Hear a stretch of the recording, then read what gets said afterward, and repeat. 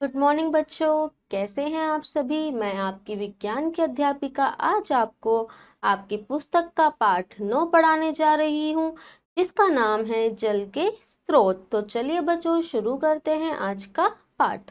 पाठ 9 है आपका जल के स्रोत, यानी कि जल हमें कहाँ कहाँ से प्राप्त होता है, जल को प्राप्त करने के कौन कौन से जरिए हैं। चलो बच्चों पढ़ते हैं।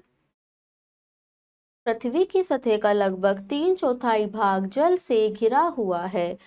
शेष 1/4 भाग भूमि है। जल जीवन के लिए बहुत महत्वपूर्ण है। यह पौधों, जंतुओं तथा मनुष्य के लिए बहुत आवश्यक है। जल के बिना पृथ्वी पर जीवन संभव नहीं है। ठीक है, यानी कि असंभव है। तो बेटा आपको पता ही है, हमारे लिए जल बहुत ज्यादा जरूरी है। धरती पर रहने वाले जितने भी समस्त प्राणी हैं, सभी को जल की आवश्यकता होती है। और हमारी जो पृथ्वी की सतह है वो 3/4 भाग जल से घिरी हुई है। आगे चलते हैं। जल के बिना जीवन संभव नहीं है। पौधों को जल की आवश्यकता होती है। पौधों को जल की आवश्यकता होती है। मनुष्यों को पीने के लिए जल की आवश्यकता होती है। स्नान करने के लिए जल की आवश्यकता होती है। वस्त्र धोने के लिए जल की आवश्यकता होती है। जंतुओं को जल की आवश्यकता होती है। बर्तन धोने के लिए जल की आवश्यकता होती है। भोजन पकाने के लिए जल की आवश्यकता होती है। ठीक है बच्चों, तो हमारे जो दैनिक कार्य होते हैं उन सभी में हमें किसकी आवश्यकता होती है, जल की आवश्यकता पड़ती है। जैसे कि जंतुओं को जल की आवश्यकता होती है अपनी प्यास बुझाने के लिए, प्रत्येक प्राणी को जल जरूरी है। बर्तन धोने के लिए, खाना बनाने के लिए, भोजन पकाने के लिए और विभिन्न प्रकार के कार्य करने के लिए हमें जल की जरूरत होती है। कारखानों, कार्यालयों तथा स्कूलों में भी जल की आवश्यकता होती है। जल के स्रोत, जल हमें कहाँ कहाँ से प्राप्त होता है। वर्षा जल प्राप्ति का मुख्य स्रोत है। वर्षा का जल धाराओं के रूप में बहता है। धाराओं से नदी का निर्माण होता है। कुछ पर्वत बर्फ से ढके होते हैं। यह बर्फ पिघलकर जल बन जाती है। तो जो वर्षा का जल है वो जल का सबसे बड़ा स्रोत है। ठीक है, वर्षा का जल धाराओं के रूप में बहता है और धाराएं मिलकर किसका निर्माण करती है, नदी का निर्माण करती हैं।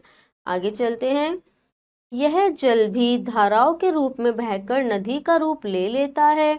हम तालाबों तथा झीलों में से जल प्राप्त करते हैं।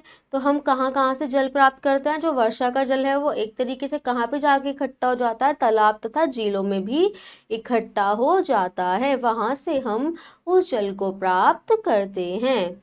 आगे देखते हैं।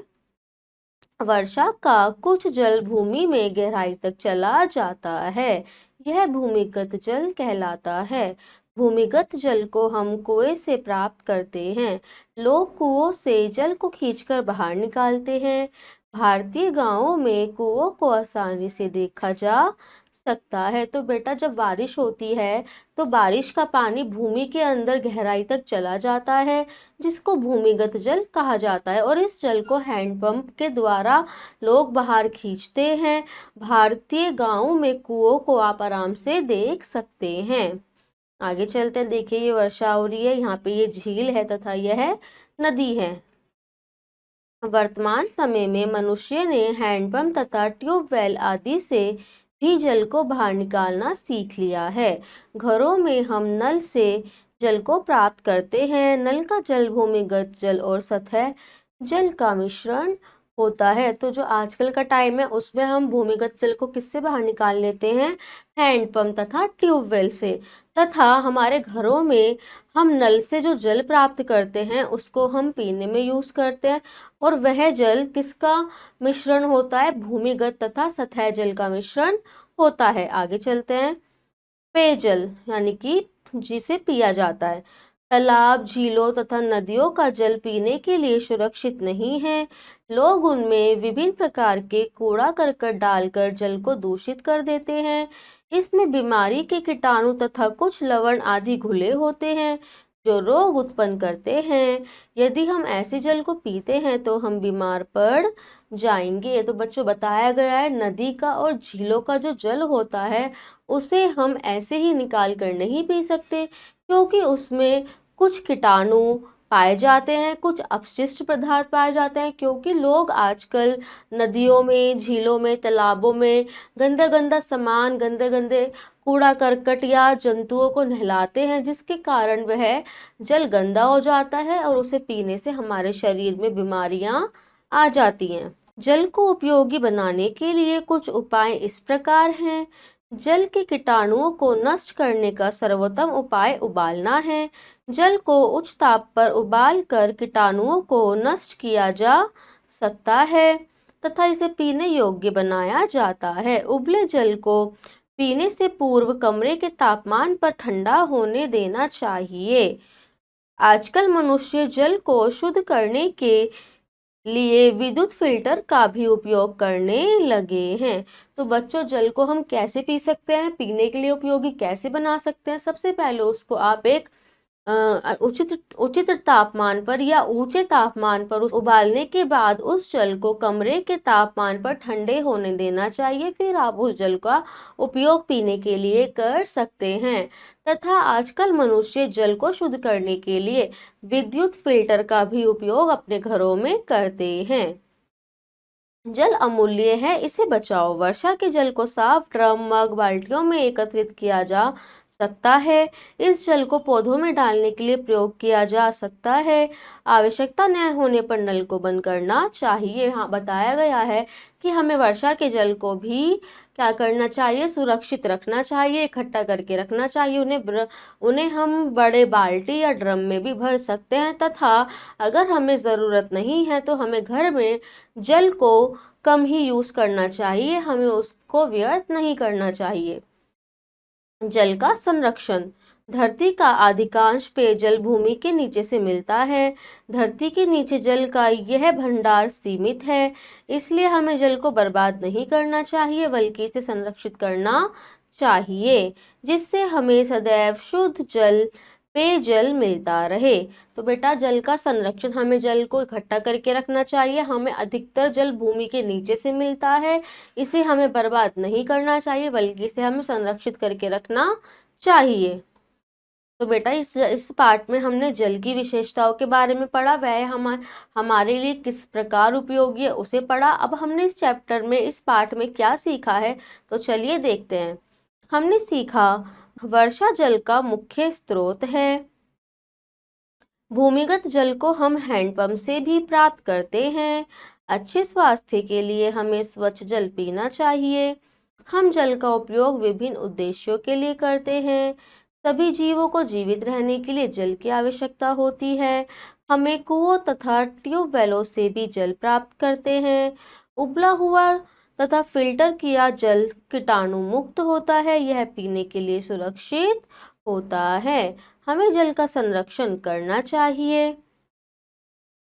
जल बहुमूल्य है, इसे व्यर्थ नहीं करना चाहिए। तो इस चैप्टर में बेटा हमने जल के बारे में सारी चीजें पढ़ी। आगे चलते हैं, अब हम इसका अभ्यास करते हैं। तो चलिए बेटा शुरू करते हैं इस पाठ का अभ्यास। प्रश्न का सही उत्तर के सामने सही का निशान लगाइए। पृथ्वी की सतह का लगभग डैश भाग जल से घिरा हुआ है। तो कितना भाग जल से घिरा हुआ है? 3/4। नंबर 2, पृथ्वी पर लगभग 1 भाग भूमि है। कितने भाग है बेटा? 1/4 भाग। पृथ्वी पर लगभग 1/4 भाग भूमि है। नंबर 3, धाराओं से निर्माण होता है समुद्र का, कुओं का, नदी का। नंबर 4, भूमिगत जल और सतह जल का मिश्रण है। तालाब का जल, नल का जल, नलकूप का जल, नल का जल। आगे चलते हैं। प्रश्न ख, रिक्त स्थानों की पूर्ति उचित शब्दों द्वारा कीजिए। नंबर 1, जल जीवन के लिए महत्वपूर्ण है।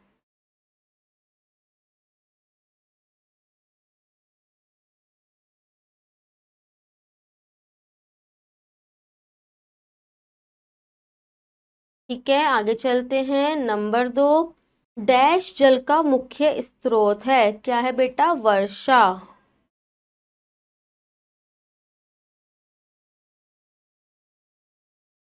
आवश्यकता न होने पर नल को बंद कर देना चाहिए। हम डैश तथा डैश से भी जल प्राप्त करते हैं। हम कुओं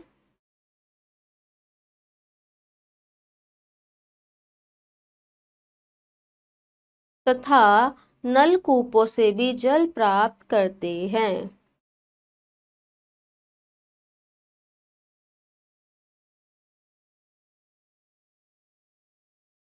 आगे चलते हैं।